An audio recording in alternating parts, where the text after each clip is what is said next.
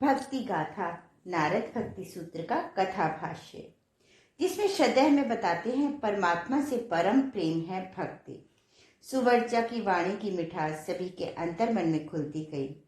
सप्त ऋषि गणों सहित अन्य महर्षि जनों को आज पहली बार एहसास हुआ कि सुवर्चा की तप तेज के अंतर में भावनाओं की कितनी तरलता है। भक्ति की भीनी भीनी सुगंध की अलग सी अलौकिक सुरभि उनके व्यक्तित्व को सदा ही सुवासित करती रहती है। सभी के लिए यह अलग तरह का अनुभव था।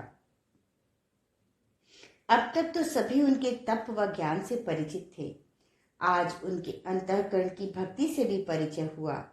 सुवर्चा को भी यहाँ आकर बहुत सुखद लग रहा था। हिमालय के इस आंगन में हो रहा यह भक्ति समागम सब तरह से अलौकिक था।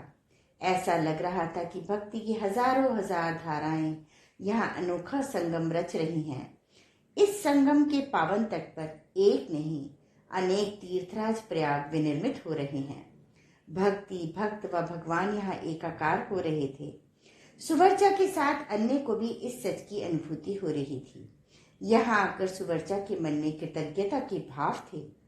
वह सभी के प्रति कृतज्ञ थी।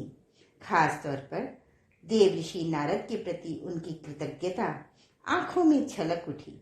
अपने अंतर मन की यह बात उन्होंने देव ऋषि से भी कह दी। वह बोली, हे देव ऋषि, आप भगवान के परम भक्त हैं। कहा जाता है कि आप श्री हरि के मन हैं।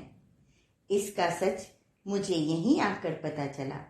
आपने भक्ति के सत्य को जिस ढंग से सूत्रों में पिरोया है, वह भगवान के मन के अलावा और कोई नहीं कर सकता। सुवर्चा की इस बात पर देव ऋषि ने कुछ कहा नहीं, बस विनम्र भाव से अपने हाथ जोड़ लिए। कुछ पलों तक उनकी यही स्थिति बनी रही। फिर बोले, भगवान के मन भगवत्ता को तो मैं स्वयं में नहीं खोज पाता। वैसे भी जो कुछ मैंने कहा उसमें मेरा अपना कुछ भी नहीं है। यह तो युगों युगों से भक्ति कर रहे कोटि कोटि भक्तजनों की अनुभूतियों का सार है, निष्कर्ष है। मैंने तो बस जैसे जैसे उसे यहाँ प्रस्तुत किया या यूं कहें ऐसा करने की कोशिश की है। मैंने अपने अगले सूत्र में कुछ ऐसी ही बात कही है। इत्येवं वदन्ति जनजल्प निर्भया एकमतः कुमार व्यास शुक शांडिल्य गर्ग विष्णु कौंडिन्य शेषोद्ध वारुणी बलि हनुमद विभीषणादयो भक्त्याचार्य। कुमार अर्थात ब्रह्मा के मानस पुत्र सनक, सनंदन, सनत और सनातन, महर्षि वेदव्यास, शुकदेव, शांडिल्य, गर्ग, विष्णु, कौंडिन्य, शेष, उद्धव, आरुणि, बलि, हनुमान, विभीषण आदि भक्ति तत्व के आचार्य गण लोगों की निंदा स्तुति का कुछ भी भय न कर सब एक मत से ऐसा ही कहते हैं कि भक्ति ही सर्वश्रेष्ठ है। इतना कहकर देवर्षि नारद चुप हो गए। तब सुवर्चा ने कहा, अगर आप सब अनुमति दें तो मैं कुछ कहना चाहती हूँ। अवश्य कहो, सप्त ऋषियों ने लगभग संवेद स्वर में कहा। सप्त ऋषियों की अनुमति पाकर उसने कहा, मेरी प्रार्थना है कि इस सूत्र की व्याख्या स्वयं देव ऋषि करें। सुवर्चा की इस बात पर सभी ने सहमति जताई। सप्त ऋषि गणों ने भी हल्की सी मुस्कान के साथ देव ऋषि नारद की ओर देखा। इस संकेत को देव ऋषि समझ गए और उन्होंने भी मुस्कुराकर हामी भरी। इस हामी भरने के बाद वह थोड़ी देर चुप रहे। फिर बोले, भक्ति का मार्ग प्रेम का मार्ग है। प्रेम के मार्ग में सबसे ज्यादा निंदा स्तुति है। संसार तो चलता है गणित से। संसार में बहुतेरा हिसाब किताब है।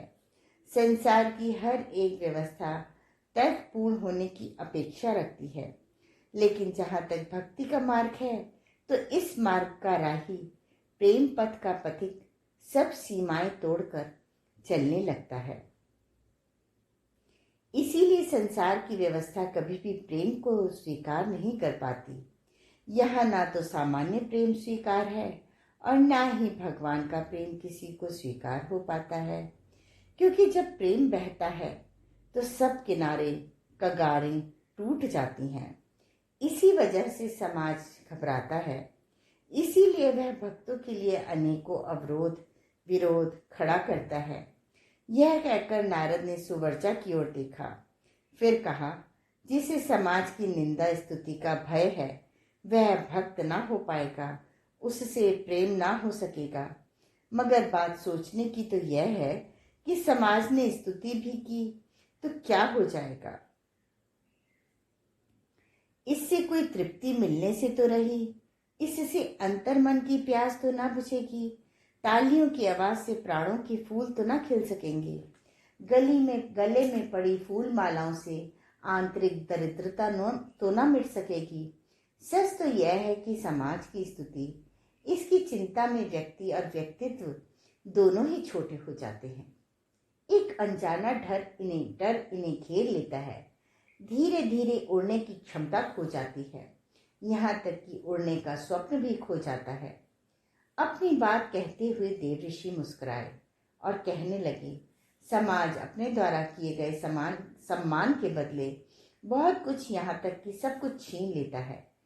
इससे ना तो जीवन का अर्थ मिलता है, ना प्राणों के कमल खिलते हैं, ना तृप्ति ही मिलती है, बस एक जटिल कठिन कारागृह मिल पाता है।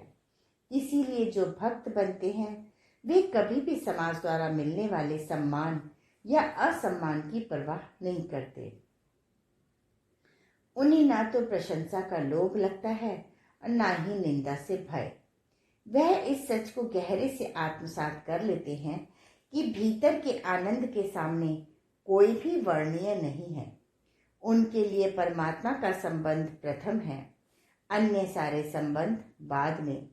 परमात्मा आवश्यक है, बाकी सब कुछ बचे या नष्ट हो। नारद कह रहे थे, सब सुन रहे थे। कुछ पल ठहर कर वह बोले, परमात्मा से परम प्रेम है भक्ति। भक्त तो अपने आप को पूरा का पूरा दे डालता है, सौंप देता है। परम प्रेम है भक्ति। अब प्रेम कोई भिक्षा तो है नहीं कि मांग ली, यह कोई आज्ञा भी नहीं है कि किसी को विवश कर दिया कि करो प्रेम। यह तो बस निर्मल मन में शुद्ध सात्विक जीवन में अंकुरित होता है, पल्लवित और पुष्पित होता है। भक्ति का आधार प्रेम है। भक्ति का तो संदेश ही इतना है कि अगर जीवन में प्रेम घटा और अगर प्रेम को घटने दिया गया, अगर इसमें बाधा ना पड़ी, अगर इसके लिए द्वार दरवाजे बंद ना किए गए भयभीत होकर, तो समझो शीघ्र ही परमात्मा की पग ध्वनि सुनाई देने लगेगी। उसे आता हुआ अनुभव करने लगोगे। जो इस अनुभव को पाना चाहते हैं उन्हीं के लिए भक्ति का पथ है। जो अभी समाज की प्रशंसा चाहते हैं, जो समाज की निंदा से घबराते हैं, उनके लिए यह मार्ग नहीं है। परमात्मा का प्रेम तो मिटाएगा, निखारेगा, जलाएगा अग्नि की तरह। इसमें बड़ी पीड़ा है और बड़ा आनंद है। यह मृत्यु जैसा भी है और जीवन जैसा भी। यहाँ एक छोर पर मृत्यु घटती है, दूसरे छोर पर जीवन घटता है। इधर पुराना मरा, इधर नया जन्मा, इधर रात गई, उधर सुबह हो गई, इधर तारे ढले, उधर सूरज निकला। जो इस अनुभूति के लिए तैयार हैं, उनके लिए भक्ति है, उन्हीं के लिए भक्ति है। यहाँ ना तो भय का स्थान है, ना स्वार्थ का, ना अहंकार का।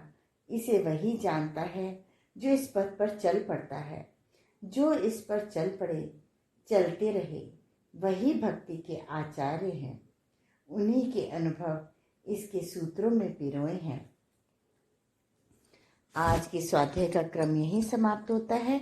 अगले क्रम में श्रद्धेय हमें बताएंगे भक्ति सूत्रों का सूत्रपात।